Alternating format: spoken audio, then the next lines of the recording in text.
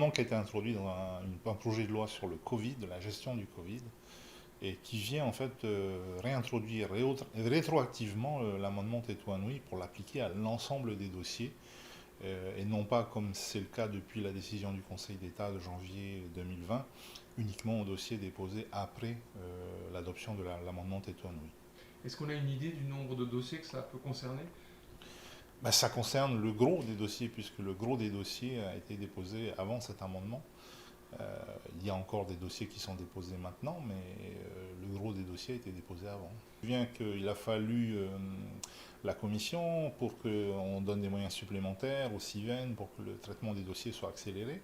Et également, il y avait tout un ensemble de dossiers qui avaient été éjectés à l'époque du risque négligeable qui ont été donc réintroduits. Donc tout ça fait un stock de dossiers en souffrance qui sont malheureusement aujourd'hui un peu suspendus à cette épée de Damoclès, donc de savoir si cet amendement va réellement passer ou pas. Alors, comment vous interprétez cette nouvelle intervention de l'État pour essayer d'empêcher le traitement de certains Écoutez, dossiers?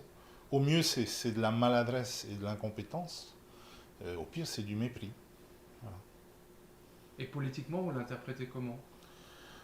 Politiquement, je l'interprète comme un rappel aux Polynésiens pour leur dire c'est nous qui commandons. Voilà, le patron ici c'est nous. Je vais être optimiste, la CMP va avoir lieu la semaine prochaine. Donc 7 sénateurs, 7 députés.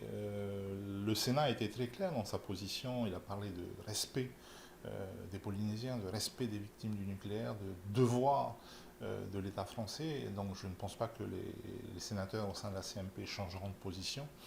J'espère que mes collègues députés, eux, changeront de position, donc du moins ceux de la majorité, puisque je tiens à remercier particulièrement le groupe communiste, qui a apporté 2 amendements qui ont permis donc le retrait au Sénat et qui ont également porté mon amendement en retrait à l'Assemblée nationale. Ça va laisser des traces si jamais bon, cet amendement était voté?